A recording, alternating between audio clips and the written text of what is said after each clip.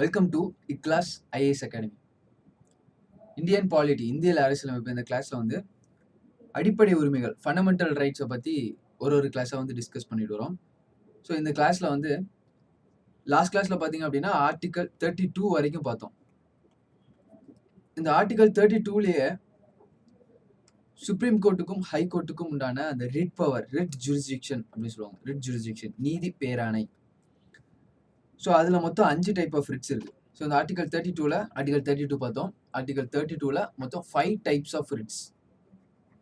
So இந்த Ritz, நீதி பேராணை யார் இஷ்யூ பண்ணலாம் அப்படின்னா சுப்ரீம் கோர்ட் இஷ்யூ பண்ணலாம். ஹை கோர்ட் இஷ்யூ பண்ணலாம்னா ஹை கோர்ட்டும் தாராளமாக ரிட்ஸ் வந்து இஷ்யூ பண்ணலாம்.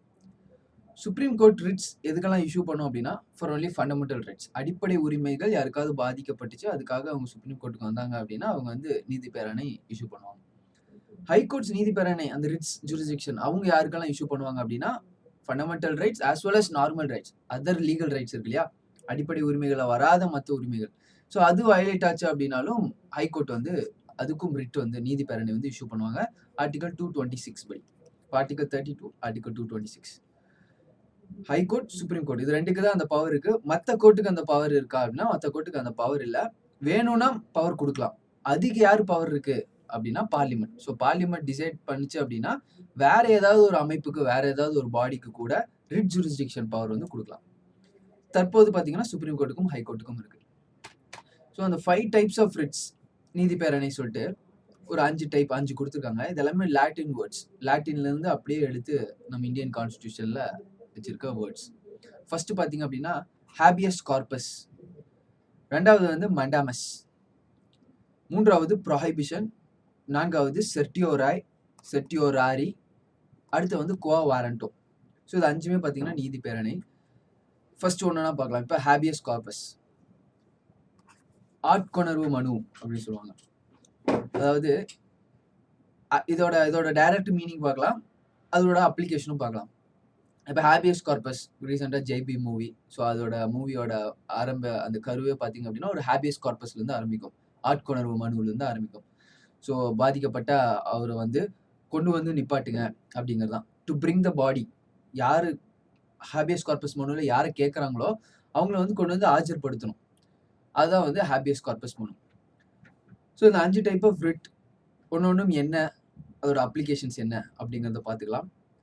கன்ஃபியூஸான ஒரு 2 விஷயம் இருக்குது. அது ரெண்டத்தோட டிஃப்ரென்ஷியேஷனும் பார்த்துட்டு அடுத்தது ஆர்டிகல் 32 கம்ப்ளீட் ஆயிடும். அடுத்தது ஆர்டிகல் 33, 34, 35 அப்படிங்கிறது போகலாம். இப்போ முதல்ல வந்து 5 டைப் ஆஃப் ரிட்ஸ் இருக்கு. இதில் வந்து ஹேபியஸ் கார்பஸ், இந்த லாட்டின் வேர்ட், இதுக்கு டைரக்டான மீனிங் என்ன அப்படின்னா bring the body. You may have the body, bring the body. Meaning of the word you may have the body or bring the body, உடலை கொண்டு வாங்க அப்படிங்கிறது தான் ஹேபியஸ் கார்பஸ்க்கான மீனிங். ஸோ ஹேபியஸ் கார்பஸ்ன்னு சொல்லிட்டு ஒரு ஆட்கொணர்வு மனு அப்படிங்கிறது ஒன்று போட்டாங்க அப்படின்னா யாரை வந்து சொல்றாங்களோ அவர் கொண்டு வந்து அந்த கோர்ட்ல ஆஜர்படுத்தணும். அதான் habeas corpus. To release a person who has been detained unlawfully whether in prison or in private custody. So habeas corpus அப்படின்னா என்ன அப்படின்னா வந்து ஒருத்தன் வந்து அவனை டீடைன் பண்ணி கடத்தி வச்சிருந்தாலும் சரி, அது ஸ்டேட் வச்சிருந்தாலும் சரி, இல்லை ஒரு பிரைவேட் கடத்தி வச்சிருந்தாலும் சரி, யாரோ ஒருத்தன் கடத்தி வச்சிருக்காங்க, இல்லை யாரோ ஒருத்தரை கொண்டு வரணும் அப்படின்னு சொல்லிட்டு பிரைவேட் கிட்டையும் சொல்லலாம், ஸ்டேட் கிட்டையும் சொல்லலாம் அப்படிங்கிறதான். அதாவது பிரைவேட் அப்படின்னா ஈவன் கவர்மெண்ட் கிட்ட சொல்லலாம், ஜுடிஷியரி கிட்ட சொல்லலாம், போலீஸ் கிட்ட சொல்லலாம். இன்னொன்று பிரைவேட்டா உங்களை ஒருத்தர் கடத்தி வச்சிருக்காங்க அப்படின்னா அவர்கிட்ட கூட அந்த ஹேபியஸ் கார்பஸ் மனு வந்து அப்ளிகபிள் ஆகும். ஸோ ஹேபியஸ் கார்பஸ் மனு யூனிவர்சலாக அப்ளை ஆகும், நிறைய எல்லா பக்கமும் அப்ளை ஆகும். ஸோ யாரோ ஒருத்தரை காணோம், அவர் அன்லாஃபுல்லாக டீடைன் பண்ணி வச்சிருக்காங்க, ஏதோ ஒரு சட்டப்படி வச்சிருக்காங்க அப்படின்னா அவர் கொண்டு வந்து ஆஜர்படுத்தணும் கிடையாது. அன்லாஃபுல்லாக டீடைன் பண்ணி வச்சிருக்காங்க, எந்த விதமான சட்டத்தோட பேக்கப்பும் இல்லாமல் ஒருத்தனை வந்து டீடைன் பண்ணி மறைச்சி வச்சிருக்காங்க, இல்லை கடத்தி வச்சிருக்காங்க அப்படின்னா உடனே இந்த ஹேபியஸ் கார்பஸ் மனுனால அவர் திருப்பி கொண்டு வரலாம். இதை கொண்டு வரக்கு சுப்ரீம் கோர்ட்டுக்கு பவர் இருக்கு. இப்போ ஒருத்தரை காணும் இல்லையா, அவரோட அடிப்படை உரிமை பாதிக்கப்பட்டுச்சு இல்லையா, அங்கே வந்து article 21 right to life, right to liberty பாதிக்கப்படுது. ஆர்டிகல் 20 பார்த்தோம், கன்விக்ஷன், ஒருத்தரை அரெஸ்ட் பண்ணி வச்சிருந்தாலும் அவருக்கு உண்டான உரிமைகள் சிலது இருக்கு. இவ்வளோ நேரத்துக்குள்ள கோர்ட்ல ஆஜர்படுத்தணும், இவ்வளோ நேரத்துக்குள்ள அவருக்கு என்ன நடந்துச்சுன்னு தெரிவிக்கணும், இவ்வளோ நேரத்துக்குள்ள ரிலேட்டிவ்ஸ், ஃப்ரெண்ட்ஸ், ஃபேமிலிட்டு இன்ஃபார்ம் பண்ணணும், அவருக்கு அவரோட வக்கீலை பார்க்கறதுக்கு உரிமை கொடுக்கணும். ஸோ இதெல்லாம் வயலேட் ஆகுது அப்படின்னா உடனே சுப்ரீம் கோர்ட்டுக்கு போகலாம். சுப்ரீம் கோர்ட்டுக்கு போய் ஆர்டிகல் 32 யூஸ் பண்ணி இந்த மாதிரி ஆட்கொணர்வு மனு ஹேபியஸ் கார்பஸ் ஃபைல் பண்ணோம் அப்படின்னா உடனே சுப்ரீம் கோர்ட் அவரை கொண்டு வந்து ப்ரொடியூஸ் பண்ண சொல்லி ரெஸ்பெக்டிவ் டிபார்ட்மெண்ட் கிட்ட ஆர்டர் பண்ணும். இதான் வந்து ஹேபியஸ் கார்பஸ். ரெண்டாவதா பார்த்தீங்க அப்படின்னா மண்டாமஸ். இது ஒரு லாட்டின் வேர்டு. இதோட மீனிங் என்ன அப்படின்னா ஆர்டர், டு ஆர்டர், கமாண்ட் பண்றது. ஸோ இது யாருக்கெல்லாம் கமாண்ட் பண்ணலாம்? கோர்ட் என்ன பண்ணலாம் அப்படின்னா வந்து லோயர் கோர்ட்டுக்கு கமாண்ட் பண்ணலாம், இல்லாட்டி ஏதாவது ட்ரிபியூனல் தீர்ப்பாணையங்களுக்கு கமாண்ட் பண்ணலாம். அடுத்தது ஏதாவது பப்ளிக் அத்தாரிட்டி, ஏதாவது ஒரு பப்ளிக் கவர்மெண்ட் பாடி, ஒரு போலீஸ் ஸ்டேஷனுக்கு ஆகட்டும், இல்லை ஒரு எக்ஸிக்யூட்டிவ் ஆகட்டும், இல்லை ஒரு அதான் அந்த பப்ளிக் அத்தாரிட்டி அவங்கள்ட்டையும் என்ன பண்ணலாம் அப்படின்னா கமாண்ட் பண்ணலாம். என்னன்னு கமாண்ட் பண்ணலாம் அப்படின்னா உங்கள் வேலையை செய்யுங்க, டு பர்ஃபார்ம் யுவர் டியூட்டிஸ்ன்னு சொல்லிட்டு கமாண்ட் பண்ணலாம். ஃபார் எக்ஸாம்பிளுக்கு இப்போ நீங்கள் ஒரு சர்டிஃபிகேட் அப்ளை பண்ணுறதுக்காக உங்கள் ஒரு விஓ ஆஃபீஸ்க்கு ஏதோ ஒரு சர்டிஃபிகேட் அப்ளை பண்ணுறதுக்காக அப்ளை பண்ணீங்க, வில்லேஜ் அட்மினிஸ்ட்ரேட்டிவ் ஆஃபீஸ். ஸோ அவங்க என்ன பண்ணுறாங்க அப்படின்னா அந்த ஆஃபீஸில் ஒழுங்காக வேலை செய்ய மாட்டேறாங்க. அந்த சர்டிஃபிகேட் உங்களுக்கு கிடைக்கவே மாட்டேங்குது. உங்களுக்கு அந்த சர்டிஃபிகேட் வேணும் இல்லையா? ரைட் டு லிவ்லிஹுட் அந்த சர்டிஃபிகேட் இருந்துச்சுன்னா உங்களுக்கு வேலை கிடைக்கும். ஆர்டிகல் 21 இந்த சர்டிஃபிகேட் மூலியமாக தான் உங்களுக்கு பப்ளிக் எம்ப்ளாய்மெண்ட் கிடைக்கும். ஆர்டிகல் 16. ஸோ உங்களோட அடிப்படை உரிமை பாதிக்கப்படுது. உடனே நீங்கள் சுப்ரீம் கோர்ட்டுக்கு போகலாம். இந்த மாதிரி ஆஃபீஸில் அவங்க ஒழுங்காக வேலை செய்ய மாட்டேறாங்க அப்படின்னு சொன்னால் உடனே மண்டாமஸ் சுப்ரீம் கோர்ட் என்ன பண்ணணும்? ஆர்டர் பண்ணும். சுப்ரீம் கோர்ட்டோ ஹைகோர்ட்டோ எங்கே போகிறீங்களோ ஆர்டர் பண்ணி அந்த பப்ளிக் அத்தாரிட்டி, அந்த விஓ ஆஃபீஸ், வில்லேஜ் அட்மினிஸ்ட்ரேட்டிவ் ஆஃபீஸை கமாண்ட் பண்ணுது அந்த வேலையை செய்யுங்க அப்படின்னு சொல்லிட்டு. இன்னொரு எக்ஸாம்பிள், ஏதாவது ஒரு தீர்ப்பாணையம். அந்த தீர்ப்பாணையத்தில் ஒரு கேஸ் இருக்குது. அந்த கேஸ் ரொம்ப நாளாக பெண்டிங்லேயே இருக்குது. அந்த கேஸ் அவங்க மூவ் பண்ண மாட்டேறாங்க, இல்லை அந்த கேஸில் அவங்க ஒர்க் பண்ண மாட்டேறாங்க. உடனே நீங்கள் சுப்ரீம் கோர்ட்டுக்கு போகலாம். உங்கள் அடிப்படை உரிமை அங்கே பாதிக்கப்படுது. அப்போ உடனே கோர்ட் என்ன பண்ணும் அப்படின்னா மண்டாமஸ் இஷ்யூ பண்ணும், ஆர்டர் பண்ணும் அந்த வேலையை செய்ய சொல்லி. அப்போ அந்த ஆர்டர் அப்படிங்கிறது எதுக்கெல்லாம் பண்ணலாம் அப்படின்னா ஹையர் கோர்ட் வந்து லோயர் கோர்ட்டுக்கு ஆர்டர் பண்ணலாம். அதே மாதிரி தீர்ப்பாணையம், ட்ரிபியூனலும் பார்த்தீங்கன்னா ஜுடிஷியல்ல ஒரு பார்ட் தான் ட்ரிபியூனல். இதுவும் வந்து லேட்டரா ஆட் பண்ணதான் 42nd அமெண்ட்மெண்ட்ல ஆட் பண்ணதான் 14A அப்படிங்கிற பார்ட் 14Aல வந்து ட்ரிபியூனல் ஆட் பண்ணுவாங்க. தீர்ப்பாணையம் பத்தி இன்னும் டீட்டெயிலாக பார்க்கலாம். அடுத்தது ஏதோ ஒரு பப்ளிக் அத்தாரிட்டி, ஏதோ ஒரு பப்ளிக் ஆஃபீஸ். ஸோ இதில் இன்னொரு விஷயம் தெரிஞ்சுக்கணும். ஏதோ ஒரு பிரைவேட் ஆஃபீஸ்ன்னு வச்சுக்கோங்க. இப்போ ஏதோ ஒரு பிரைவேட் கம்பெனி, இன்ஃபோசிஸ் மாதிரி பிரைவேட் கம்பெனி, அந்த கம்பெனியில் ஒரு விஷயம் பண்ண மாட்டேறாங்க, உங்களோட அப்ளிகேஷன் ஏற்க மறுத்துக்கிறாங்க, இல்லை ஏதாவது ஒரு விஷயம் சொல்லலை, உடனே நீங்கள் கோர்ட்டுக்கு போயிட்டு கேட்க முடியாது. ஏன்னா உங்கள் பப்ளிக் அத்தாரிட்டி, ப்ரைவேட் அத்தாரிட்டி என்ன பண்ண முடியாது? ஆர்டர் பண்ண முடியாது. பப்ளிக் அத்தாரிட்டி மட்டும்தான் ஆர்டர் பண்ண முடியும். பப்ளிக் அத்தாரிட்டி என்ன அப்படிங்கிறது ஆர்டிகல் 12 டிஃபைன் பண்ணியிருக்காங்க இல்லையா? பப்ளிக் அத்தாரிட்டி, தீர்ப்பாணையங்கள், லோயர் கோர்ட்ஸ் இவங்களை வந்து ஆர்டர் பண்ணலாம். அடுத்ததா சர்டியோரரி. இது என்ன அப்படின்னா பேர்ல இருக்கு, சர்டிஃபை பண்றது. சரிங்களா? இதை வந்து ஸ்டாண்டர்டா வந்து சர்டிஃபை பண்றது அப்படிங்கிறது தான். ஃபார் எக்ஸாம்பிளுக்கு வந்து ஸோ வந்து ஒரு ஆர்டர் வந்து பாஸ் பண்ணியிருக்காங்க ஒரு இன்ஃபீரியர் கோர்ட் ஆகும். இன்ஃபீரியர் கோர்ட் அப்படின்னா இப்போ ஹை கோர்ட்டும் சுப்ரீம் கோர்ட்டுக்கும் வருதுன்னா அந்த கோர்ட்டு கீழே இருக்குது. சுப்ரீம் கோர்ட்டுக்கோட இன்ஃபீரியர் கோர்ட்ஸ் அப்படின்னா ஹை கோர்ட்ஸ் கீழே. ஹை கோர்ட்டோட இன்ஃபீரியர் கோர்ட்னா ஹை கோர்ட்டு கீழே இருக்க டிஸ்ட்ரிக்ட் கோர்ட், டிவிஷன் கோர்ட்ஸ். அங்கே இல்லை ஒரு தீர்ப்பாணை ஆகட்டும், இல்லை ஏதாவது ஒரு குவாசி ஜுடிஷியல் ஆகட்டும், அவங்க வந்து ஒரு ஆர்டர் வந்து பாஸ் பண்ணுறாங்க அப்படின்னா அதை சர்டிஃபை பண்ணுறது, அதாவது பேக்கப் பண்ணுறது அப்படிங்கிறது சர்டியோராரி அப்படிங்கிறது. அடுத்தது ப்ரொஹைபிஷன். ப்ரொஹைபிஷன் அப்படிங்கிறது இப்போ ஒரு பப்ளிக் அத்தாரிட்டி, ஒரு விஓ ஆஃபீஸ் இருக்கு, அவங்க இந்த வேலை செய்யுங்க அப்படின்னு சொல்றது வந்து மண்டாமஸ் ஆர்டர் பண்றது. அவங்க இந்த வேலையை செய்யாதீங்க அப்படின்னு சொல்றது வந்து ப்ராஹிபிஷன். ஆனா ப்ராஹிபிஷன் அப்படிங்கிறது எங்க மட்டும் அப்ளை ஆகும் அப்படின்னா நீதித்துறைக்கு மட்டும்தான் அப்ளை பண்ண முடியும். சரிங்களா? ஏதாவது ஒரு கேஸ் இருக்கு, இப்போ ஹைகோர்ட் வந்து லோயர் கோர்ட் கிட்ட சொல்லுது, டிவிஷன் கோர்ட் கிட்ட சொல்லுது, இந்த கேஸை வந்து நீங்க வந்து பார்க்க வேணாம், இந்த கேஸ்ல இருந்து உங்களை பார்க்கறது வந்து நான் ப்ரிவென்ட் பண்றேன் அப்படிங்கிறதான், ப்ராஹிபிட் பண்றேன் அப்படிங்கிறதான் ப்ராஹிபிஷன். ஸோ அந்த கேஸை வந்து வேற ஒரு இதுக்கு மாற்றி விடுறது, அந்த மாதிரி நீதித்துறைக்குள்ள தான் வந்து இந்த ப்ராஹிபிஷன் அப்ளை ஆகும். ப்ராஹிபிஷனுக்கும் மேண்டமஸ்க்கும் டிஃப்ரென்ஸ் இருக்கு. மேண்டமஸ் அப்படிங்கிறது ஆர்டர் பண்றது, வேலையை செய்யுங்கன்னு சொல்றது. ப்ராஹிபிஷன் அப்படிங்கிறது வேலையை செய்ய வேண்டாம்னு சொல்றது. அடுத்தது கோ வாரண்டோ. வாரண்டோ அப்படின்னா வாட் அத்தாரிட்டி, என்ன ஆதாரம். இப்போ ஒரு ஆஃபீஸர் இருக்காரு, அந்த ஆஃபீஸர் இது வந்து பப்ளிக் அத்தாரிட்டிக்கு தான் வரும். பப்ளிக் அத்தாரிட்டி இல்லை ஜுடிஷியல் ஆஃபீஸ் எல்லாத்துக்குமே பப்ளிக் ஆஃபீஸ். சரிங்களா? பொதுத்துறை. எக்ஸாம்பிளுக்கு விஓ எடுத்துப்போம், வில்லேஜ் அட்மினிஸ்ட்ரேட்டிவ் ஆஃபீஸர் இருக்காரு. ஸோ அவர் மேலே கோ வாரண்டோ ஃபைல் பண்ணுறாங்க. அவருக்கு எப்படி இந்த வேலை, வாட் அத்தாரிட்டி இந்த வேலை கிடைச்சது, அவர் கரெக்டான ப்ராசஸ் மூலியமாக தான் தேர்ந்தெடுக்கப்பட்டாரா, அவர் ஏதாவது சந்தேகங்கள் இருக்குன்னு சொல்லிட்டு இந்த கேஸ் போடலாம். இப்போ அந்த சந்தேகங்களை தீர்க்கும்படி ஆன் வாட் அத்தாரிட்டி, எந்த அத்தாரிட்டியில் நீங்கள் இங்கே செலக்ட் ஆனீங்க அப்படிங்கிறத அவர் நிரூபிக்கணும். ஸோ இதான் வந்து கோ வாரண்டோ. இப்போ 5 டைப்ஸ்: ஹேபியஸ், மண்டாமஸ், சர்டியோரே, ப்ராஹிபிஷன், கோ வாரண்டோ. இந்த 5ல் இந்த மண்டாமஸும் ப்ராஹிபிஷனும் மட்டும் டீட்டெயில்டாக டிஃப்ரென்ஸ் பண்ணோம் அப்படின்னா பாருங்க, இது மேண்டமஸ் அப்படிங்கிறது ஆர்டர் பண்றது, இந்த வேலையை செய்யுங்க அப்படிங்கிறது.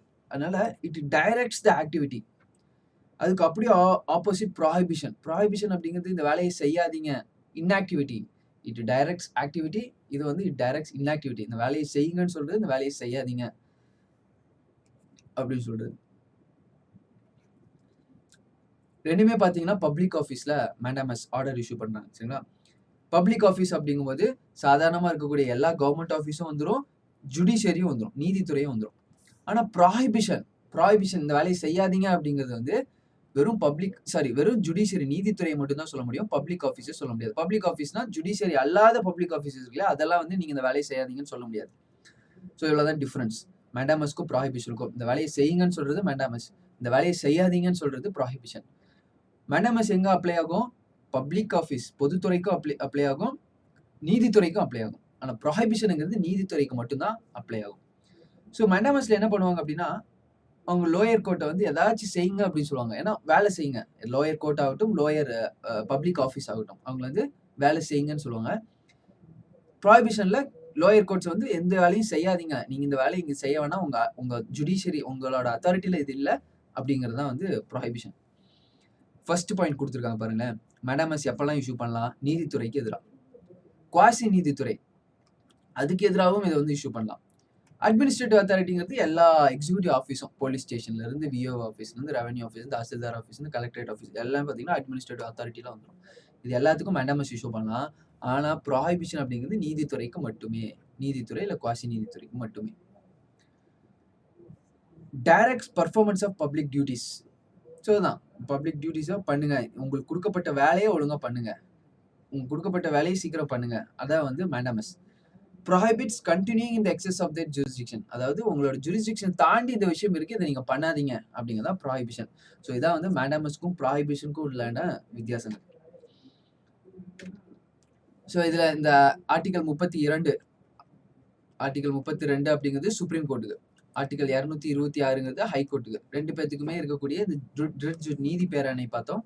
நீதி பேரணையில 5 வகைகள் இருக்கு. இந்த 5 வகையில் இருக்கக்கூடிய விஷயங்கள் வந்து பார்த்துருவோம். அடுத்தது வந்து ஆர்டிகல் 33. அதுக்கு முன்னாடி ஆர்டிகல் 33, அடுத்து 34, 35 ரெண்டு ஆர்டிகல் தான் இருக்கு. ஆர்டிகல் 33ல சொல்றது, it empowers the parliament to restrict or abrogate the fundamental rights of the member of the armed forces, ஆயுதப்படை உறுப்பினர்கள், பாராமிலிட்டரி ஃபோர்ஸஸ் துணை ராணுவ படைகள், போலீஸ் ஃபோர்ஸஸ் காவல்துறை, இன்டெலிஜென்ஸ் ஏஜென்சிஸ் புலனாய்வு அமைப்புகள், அடுத்து இருக்கக்கூடிய அனலகைஸ், இது எல்லாத்துலயும் வராத சில ஃபோர்ஸஸ். ஸோ பார்லிமெண்ட்டுக்கு பவர் கொடுக்குறாங்க இந்த மாதிரி மெம்பர் ஆஃப் ஆர்ம்டு ஃபோர்ஸஸ், ஆயுதப்படையில் இருக்கக்கூடிய ஆட்களுக்கு. பாராமிலிட்டரி ஃபோர்ஸஸ் சிஏபிஎஃப், சிஆர்பிஎஃப் இவங்களாம் பாராமிலிட்டரி ஃபோர்ஸஸ், துணை ராணுவ படைன்னு சொல்லுவாங்க. அடுத்தது போலீஸ் ஃபோர்ஸஸ், போலீஸ் தெரியும் இல்லையா, காவல்துறை. அடுத்தது இன்டெலிஜென்ஸ் புலனாய்வு, சிபிஐ, ரா, இன்டெலிஜென்ஸ் பியூரோ, ஐபி, இவங்க எல்லாத்தோட ஃபண்டமெண்டல் ரைட்ஸை வந்து ரெஸ்ட்ரிக்ட் பண்ணலாம். ஸோ சாதாரண சிட்டிசனோட ஃபண்டமெண்டல் ரைட்ஸை வந்து ரெஸ்ட்ரிக்ட் பண்ண முடியாது. இவங்களோட ஃபண்டமெண்டல் ரைட்ஸ், இவங்களுக்கு எந்த அடிப்படை உரிமைகளும் இல்லாம கூட ஆக்கலாம் பார்லிமெண்ட் நினைச்சது அப்படின்னா. இப்போ இந்த பவர் யாரு கொடுத்துருக்காங்க அப்படின்னா பார்லிமெண்ட் கொடுத்தாங்க. இது ஆர்டிகல் 33 கொடுத்துருக்காங்க. சிம்பிள். இந்த குரூப் ஆஃப் மெம்பர்ஸ் இருக்காங்க இல்லையா, ஆர்ம்டு ஃபோர்ஸஸ் ஆகட்டும், paramilitary, police forces, intelligence agency, இவங்களோட ஃபண்டமெண்டல் ரைட்ஸை அப்ரகேட் பண்ற மாதிரி பார்லிமெண்ட்டுக்கு பவர் இருக்கு அப்படிங்கிறத ஆர்டிகல் 33 தெளிவுபடுத்திருக்காங்க. இது எதுக்காக அப்படின்னா, இவங்க கொடுக்கப்பட்டிருக்க ஆட்கள் எல்லாருமே பாத்தீங்க அப்படின்னா ஆர்ம்டு ஃபோர்ஸ் மெம்பர் ஆகட்டும், போலீஸ் ஃபோர்ஸஸ் ஆகட்டும், இவங்க எல்லாருமே ரொம்ப முக்கியம் லா அண்ட் ஆர்டருக்கு. ஸோ இவங்களும் பாத்தீங்கன்னா எங்களுக்கு அடிப்படை உரிமை இருக்கு, எங்களுக்கும் இந்த மாதிரி freedom of speech and expression இருக்கு, நாங்கள் என்ன வேணா பேசலாம் அப்படின்னா, அப்போ உள்ள இருந்துட்டு அவங்க கவர்மெண்ட்டுக்கு எதிராக பேசினாங்க அப்படின்னா, அதுவும் அந்த போலீஸ் ஃபோர்ஸஸ்லாம் கவர்மெண்ட்டுக்கு எதிராக பேசினா கிளர்ச்சிகள் இன்னும், வயலன்ஸ் இன்னும், இது எல்லாமே எங்க போய் முடியும் அப்படின்னா டிஸார்டர் இந்த ஸ்டேட், ஒரு ஸ்டேட்ல வந்து ஒரு ஆர்டர்னஸ் இல்லாம போயிடும். ஸோ அதனால இவங்களுக்கு வந்து சில ஃபண்டமெண்டல் ரைட்ஸை ரெஸ்ட்ரிக்ட் பண்ணியிருக்காங்க. ஃபார் எக்ஸாம்பிளுக்கு இவங்களுக்கு வந்து ஒரு யூனியன் ஃபார்ம் பண்றோம், அவங்க எல்லாம் சேர்ந்து ஒரு யூனியன் ஃபார்ம் பண்றதுக்கு இவங்களுக்கு அடிப்படை உரிமை கிடையாது. ஸோ இந்த மாதிரி நிறைய அடிப்படை உரிமைகள் இவங்களுக்கு ரெஸ்ட்ரிக்ட் பண்ணப்பட்டிருக்கு. இதுக்கு உண்டான பவர்லாம் யாருக்கு இருக்கு அப்படின்னா பாராளுமன்றத்துக்கு இருக்கு, பார்லிமெண்ட்டுக்கு பவர் இருக்கு. ensure the proper discharge of their duties and the maintenance of discipline. இதெல்லாம் எதுக்கு பண்றாங்க அப்படின்னா, அவர்களோட கடமைகளை முறையாக நிறைவேற்றுவதற்காகவும் அவர்களே ஒழுக்கத்தை கொண்டு வந்து பராமரிப்பதற்காகவும் உறுதி செய்வதாக இதோட அப்ஜெக்டிவ் வந்து அமைஞ்சிருக்கு அப்படிங்கிறது குறிப்பிட்டிருக்காங்க. ஆர்டிகல் 33 சரிங்களா, போலீஸ் ஃபோர்ஸஸ். போலீஸ் எடுத்து பார்த்துட்டீங்கன்னா எங்க வருவாங்க அப்படின்னா ஸ்டேட்டு கீழே வருவாங்க. அவங்க ஸ்டேட் சப்ஜெக்ட். போலீஸ் வந்து ஸ்டேட் சப்ஜெக்ட். ஆனா போலீஸ் ஸ்டேட் சப்ஜெக்டா இருந்தாலும் அடிப்படை உரிமைகள் ஏதாவது மாற்றம் பண்ணணும் அப்படின்னா அதுக்குண்டான பவர் பார்லிமெண்ட்டுக்கு மட்டுமே கொடுத்து வச்சிருக்காங்க அப்படிங்கிறதும் ஆர்டிகல் 33 தெளிவுபடுத்தியிருக்கு. இப்போ ஆர்டிகல் 33 சிம்பிள். இந்த மாதிரி கொடுத்திருக்க மெம்பர் ஆஃப் ஆர்ம்டு ஃபோர்ஸஸ் ஆகட்டும், துணை ராணுவப்படை பாராமிலிட்டரி ஃபோர்ஸஸ் ஆகட்டும், இல்ல காவல்துறை போலீஸ் ஃபோர்ஸஸ் ஆகட்டும், அதுக்கப்புறம் இருக்கக்கூடிய இன்டெலிஜென்ஸ் ஏஜென்சி ஆகட்டும், இவங்களோட அடிப்படை உரிமைகள் வந்து ரெஸ்ட்ரிக்ட் பண்றதுக்கு பார்லிமெண்ட்டுக்கு பவர் இருக்கு. பார்லிமெண்ட்டுக்கு மட்டுமே பவர் இருக்கு. என்னதான் போலீஸ் ஸ்டேட் சப்ஜெக்ட்ல வந்தாலும் ஸ்டேட்டுக்கு பவர் கிடையாது, பார்லிமெண்ட்டுக்கு மட்டும் பவர் இருக்கு அப்படின்னு ஆர்டிகல் 33 குறிப்பிட்டிருக்கு. இந்த மாதிரி அவங்களோட ஃபண்டமெண்டல் ரைட்ல எதுக்காக ரெஸ்ட்ரிக்ட் பண்ணும், மற்ற குடிமகனுக்கும் இந்த 4 சர்வீஸ்ல இருக்கக்கூடியவங்க எதுக்கு வேறுபடுத்தணும் அப்படிங்கிற காரணம் என்ன அப்படின்னா சட்ட ஒழுங்குமுறையை பாதுகாக்கிறதுக்காக, அவங்களுக்கு டிசிப்ளின் கொண்டு வரக்காக வந்து இந்த நடைமுறை வந்து கொண்டு வரப்பட்டிருக்கு. அடுத்ததா வந்து ஆர்டிகல் 34. ஆர்டிகல் 34ல தெளிவா கொடுத்திருக்காங்க, இந்தியாவின் எல்லைக்குள் சரிங்களா, இந்தியாவோட டெரிட்டோரிக்குள்ள it provides for the restriction on fundamental rights while the martial law is enforced in any area within the territory of India. Martial லா அப்படின்னா ராணுவ சட்டம்னு அர்த்தம். மார்ஷியல் லாக்கும் எமர்ஜென்சி லாக்கும் வித்தியாசம் இருக்கு. அவசர சட்டம் அது, இது வந்து ராணுவ சட்டம். ரெண்டுக்கும் வித்தியாசம் இருக்கு. எமர்ஜென்சி பார்க்கும்போது ரெண்டுத்துக்குண்டான வித்தியாசம் சொல்றேன். இப்போ உங்களுக்கு வந்து புரியறதுக்காக சொல்லணும் அப்படின்னா, எமர்ஜென்சி பீரியட் அப்ப ஃபார் எக்ஸாம்பிளுக்கு இந்திரா காந்தி பீரியட் எடுத்துக்கோங்க, 1975 to 1970. அந்த டைம்ல வந்து எமர்ஜென்சி பீரியட் இருந்துச்சு. எமர்ஜென்சி பீரியட் அப்ப உங்களோட அடிப்படை உரிமைகள் எல்லாமே பாதிக்கப்படுமான்னு கேட்டா பாதிக்கப்படாது. சிம்பிள். அதுக்கப்புறம் நம்ம அதை பார்த்துக்கலாம். State emergency, national emergency, financial emergency, என்னென்ன ஃபண்டமெண்டல் ரைட் பாதிக்கப்படும் அதெல்லாம் பார்த்துக்கலாம். சிம்பிளா எமர்ஜென்சி அவசர காலம் அப்ப உங்களோட அடிப்படை உரிமைகள் பாதிக்கப்படுமான்னு கேட்டா பாதிக்கப்படும். ஆனா எல்லா உரிமைகளும் பாதிக்கப்படுமான்னு கேட்டா பாதிக்கப்படாது.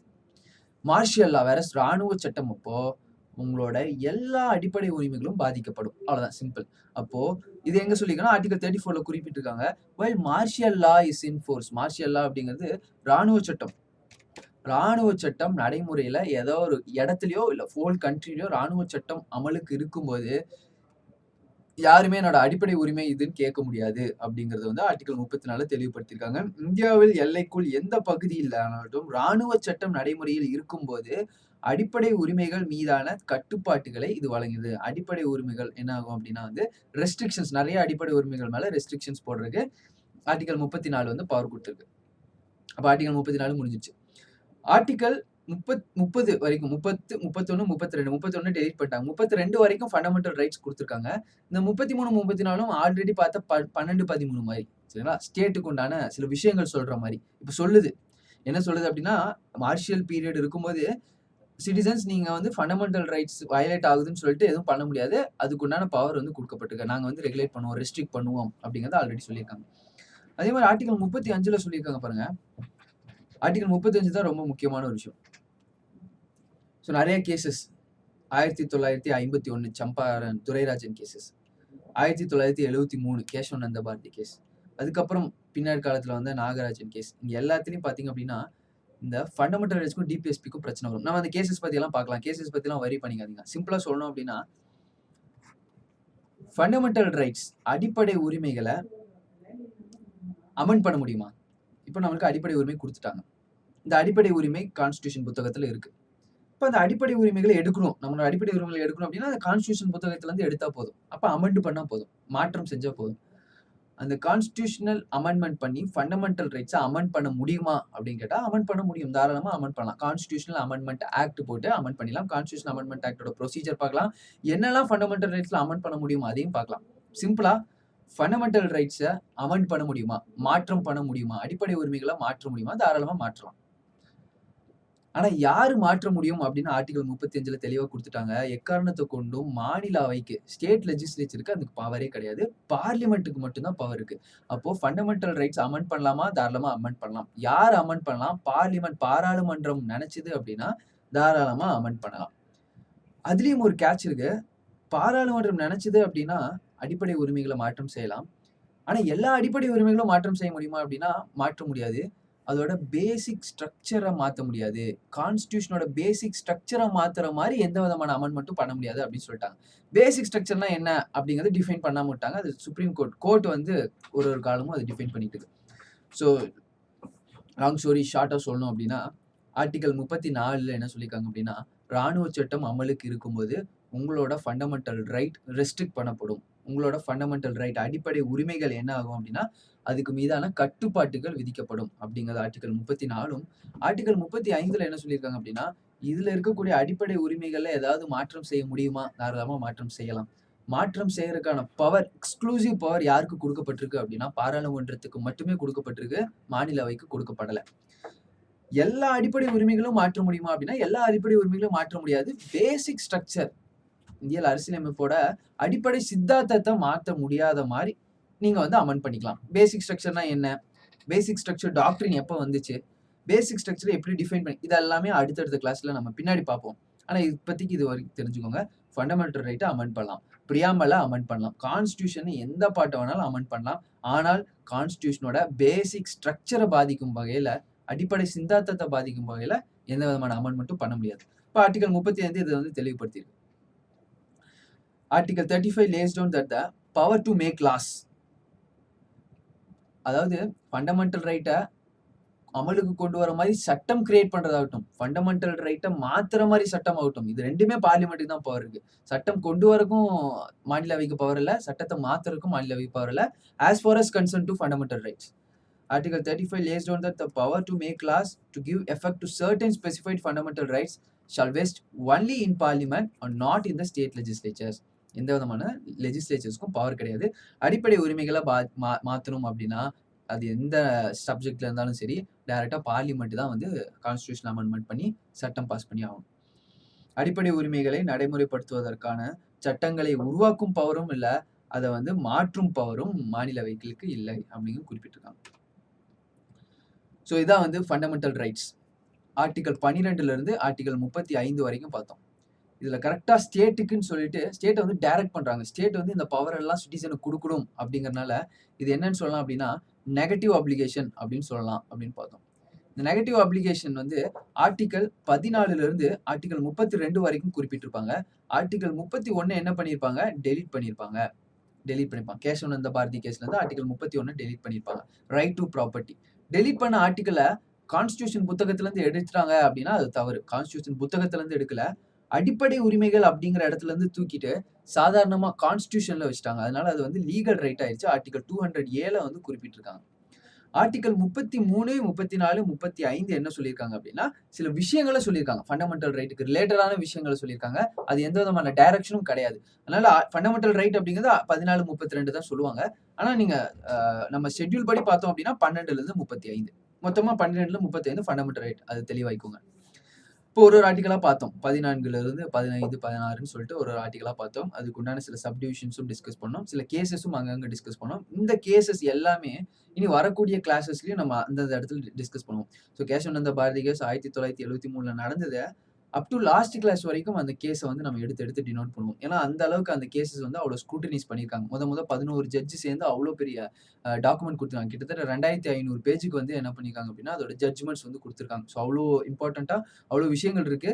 நம்ம கான்ஸ்டியூஷன்ல எந்தெந்த இடங்கள்ல பாலிட்டிகல்ஸ் எங்கெங்கெல்லாம் தேவைப்படுதோ அந்தந்த இடத்துல நம்ம அந்த கேசவானந்த பாரதி கேஸ் எடுத்து கோட் பண்ணிக்கலாம்.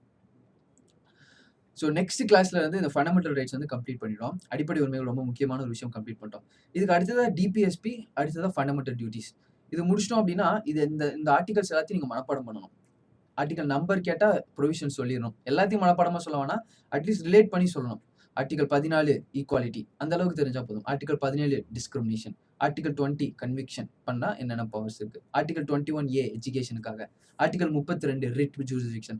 இந்த மாதிரி ஒன்னொன்று லைனுக்கு வந்து என்னென்ன ஆர்டிகல் என்னென்ன சொல்லுது அப்படிங்கிறது தெரிஞ்சிருக்கணும். இப்போ அடுத்த கிளாஸ்ல இருந்து நம்ம அடுத்த புது டாபிக் வந்து டிஸ்கஸ் பண்ண ஆரம்பிக்கலாம். ஸோ தேங்க்யூ ஃபார் வாட்சிங் கிளாஸ் ஐஏஎஸ் அகாடமி.